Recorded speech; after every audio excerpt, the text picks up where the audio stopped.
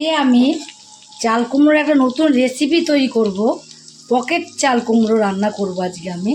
এই পকেট চাল কুমড়োটা আজকে আমি কিভাবে রান্না করব সেটাই তোমরা প্রথম থেকে শেষ পর্যন্ত পুরো ভিডিওটাকে দেখতে থাকো। আজকে পকেট চাল কুমড়ো আজকে আমি কিভাবে রান্না করব।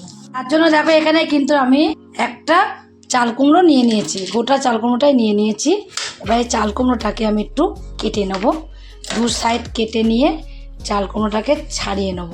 আর আমি কিন্তু ছোট দেখে চাল কুমড়োটা নিয়েছি, তোমাদের যার যেটুকু লাগে তোমরা সেটুকু নিয়ে নেবে। পুরো চাল কুমড়োটাকে আমি ছাড়িয়ে নিয়েছি, কুমড়োটাকে কেটে নেব। চাল কুমড়োটাকে ছাড়িয়ে নিয়েছি, এবার চাল কুমড়োটাকে ধুয়ে নেব। ধুয়ে নিয়েছি, ধুয়ে নিয়ে চাল কুমড়োটাকে মধ্যে দিয়ে দুভাগ করে নেবো। আগে কুমড়োটাকে আগে আমি দুভাগ করে নিয়ে তারপর দেখো কীভাবে কাটবো। এইভাবে কিন্তু একটু বড় বড় ফালা ফালা করে একটু কেটে নেব। এইভাবে করে চাল কুমড়োটাকে পুরোটাকে আমি কেটে নিয়েছি। কেটে নিয়ে এবার পকেট তৈরি করে নেবো চাল কুমড়োর। পকেটের জন্য এখান থেকে আমি এইভাবে করে কেটে নেবো। দেখো কেটে আগে কিন্তু এইভাবে আমি পকেট তৈরি করে নেব। পকেটগুলো তৈরি করে চাল কুমড়োটাকে আমি এক সাইডে রেখে দেবো। আমি চাল কুমড়োগুলো পকেট তৈরি করে এক সাইডে রেখে দিচ্ছি। রেখে থাকে এখানে মিক্সি একটা জার নিয়েছি, জারের মধ্যে এখানে আমি পোস্ত দিয়ে দেবো, কাঁচা লঙ্কা দেবো। ঝালটা একদমই তোমাদের ব্যাপার, তোমরা যে যেরকম ঝাল খাবে সেই সেরকম ঝালের মধ্যে দিয়ে দেবে। আর এর মধ্যে দেবো কটা, দেখো কালো সর্ষে সাদা সর্ষে মিশিয়ে দিয়ে দেবো। আর কটা দেবো এখানে আমি দেখো চিংড়ি মাছ। চিংড়ি মাছগুলোকে খোলাগুলোকে কিন্তু ছাড়িয়ে নিয়েছি, ছাড়িয়ে তারপরে চিংড়ি মাছটা দিতে হবে। কোনো রকম খোলা থাকলে এর মধ্যে হবে না। আর আমি চিংড়ি মাছ দিই, তোমরা এর বদলে নারকেলও দিতে পারো। অল্প একটু জল দিয়ে একটা মিহি পেস্ট তৈরি করে নেবো। আমি একটা প্লেটের মধ্যে নামিয়ে নেবো। যে কোনো রকম খোলা থাকলে কিন্তু হবে না, খোলাটাকে বাদ দিয়ে তারপর চিংড়ি মাছটাকে তোমাদের নিতে হবে। পুরো মশলাটাকে আমি প্লেটের মধ্যে নামিয়ে নিয়েছি। এবার আমি এর মধ্যে দিয়ে দেবো অল্প করে একটু লবণ, পরিমাণ মতো লবণটা দিতে হবে। যেটুকু লাগবে সেটুকু কিন্তু বুঝে শুনে লবণটা এর মধ্যে দিতে হবে। আর দিয়ে দেবো এর মধ্যে অল্প করে একটু হলুদের গুঁড়ো, আর লঙ্কা তো দিয়েছি, আর কোনো কিছু এর মধ্যে দেবো না। এবার ভালো করে আমি এগুলো দিয়ে একটু মশলাটা ভালোভাবে এভাবে আমি মাখিয়ে নেবো। চিংড়ি মাছ দিয়েছি তাই কি, তোমরা যদি মনে করো তাহলে নারকেল কুড়া দেবা, বা নারকেল মিক্স যখন করলাম তখন নারকেল কেটে দিয়ে দেবে, তাহলেও কিন্তু হবে, তাহলে আরও বেশি ভালো লাগবে দেখবে খেতে। এবার আমি মশলাটাকে মাখিয়ে নেওয়া হয়ে গেছে আমার। এখানে আমি চাল কুমড়োগুলোকেও নিয়ে নিচ্ছি, পকেট তৈরি করে যে নিয়েছি চাল কুমড়োগুলোকে।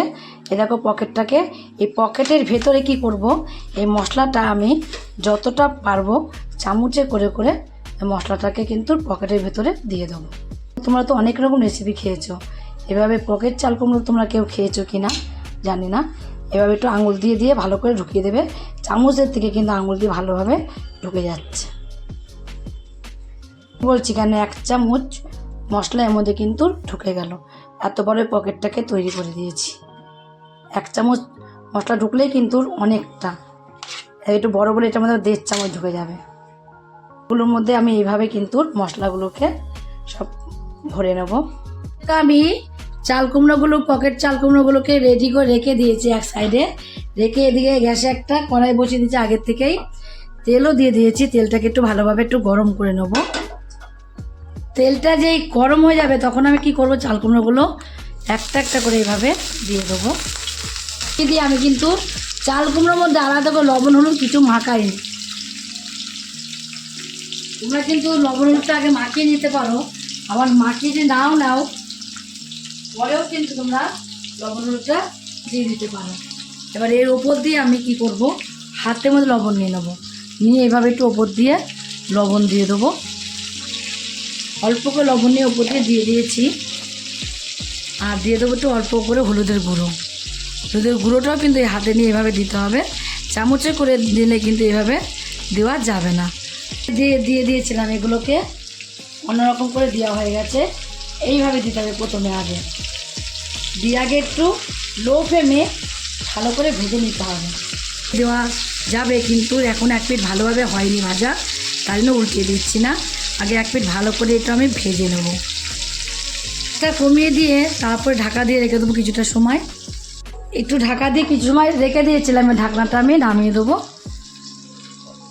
নামিয়ে দিয়ে এভাবে উল্টিয়ে দেবো। তো এক পিঠ যেহেতু খুব সুন্দরভাবে ভাজা হয়ে গেছে, আর এক পিঠ এভাবে উল্টিয়ে দিতে হবে। ওটা যেহেতু একটু ভাজা করলে কিন্তু সিদ্ধ হয়ে যায়, সিদ্ধ করতে যেমন কিছু টাইম লাগে তাও না। সবগুলোকে এভাবে উল্টিয়ে দেবো।